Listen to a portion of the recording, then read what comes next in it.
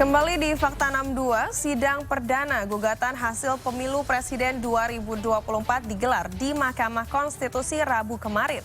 Kedua pasangan calon nomor urut 1 dan 3 menilai ada kecurangan yang sistematis dan terstruktur atas kemenangan paslon nomor urut 2.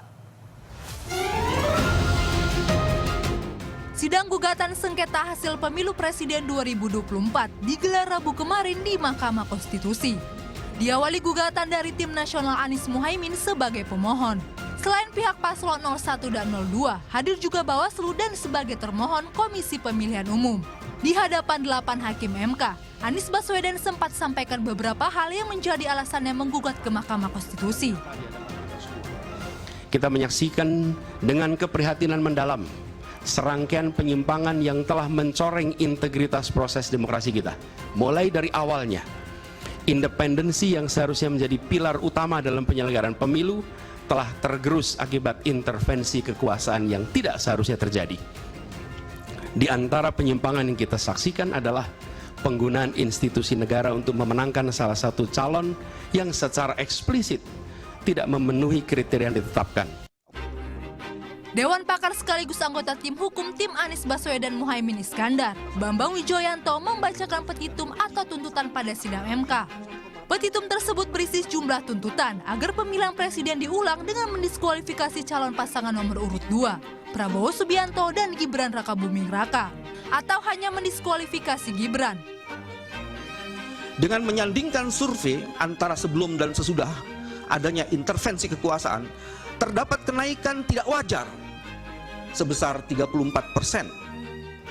Hanya dalam kurun waktu 5 bulan terhitung sejak Oktober 2023 sampai dengan Februari 2024. Ini sesuatu yang sangat luar biasa, menunjukkan ada intensi kecurangan yang dahsyat. Rabu sore pasangan calon nomor urut 3 Ganjar Pranowo Mahfud MD tiba dengan tim kampanye nasional ke gedung Mahkamah Konstitusi. Dalam permohonannya, Ganjar berikan pernyataan bahwa ia menggugat hasil pemilu karena jelas pemerintah menyalahgunakan kekuasaan untuk memenangkan pasangan calon tertentu. Kita ini kan melihat pelanggaran TSM yang sangat terstruktur, sistematik dan masif. Dimulai dengan apa? Dimulai dengan nepotisme. Nepotisme yang melahirkan abuse of power.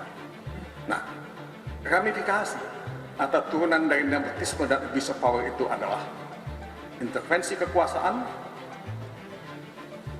penyalahgunaan bansos, kriminalisasi pejabat yang tidak mengikuti perintah dari kekuasaan.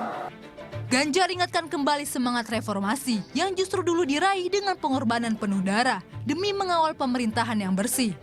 Kami berada di sini dengan niat sederhana, ialah mengingatkan orang-orang yang cepat lupa bahwa kita semua yang setia pada cita-cita reformasi akan selalu mengingat pengorbanan mereka dan menghidupkan semangat mereka di hati kami. Tugas besar kita hari ini adalah meneguhkan diri dan bersumpah kepada diri sendiri bahwa kematian mereka yang berjuang demi reformasi bukanlah kematian sia-sia. Usai sidang, Ketua Tim Hukum Prabowo Gibran memberikan tanggapan terkait pemohonan yang diajukan para pemohon. Permohonan ini sebenarnya lebih banyak narasi seperti yang awal tadi, dan sedikit sekali bukti-bukti yang dikemukakan, dan sifatnya itu adalah kualitatif.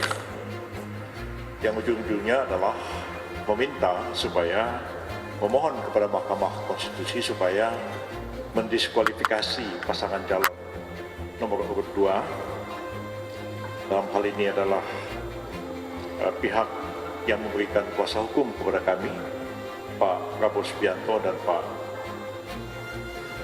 Gibran Rakabuming Raka, dan kemudian mereka menghendaki supaya dilakukan pemungutan suara ulang tanpa mengikut sertakan Pak Prabowo dan Pak Gibran. Sidang ini akan terus berlanjut hingga 14 hari kerja, dan dari seluruh pihak pemohon akan terus hadir sampai sidang berujung pada putusan.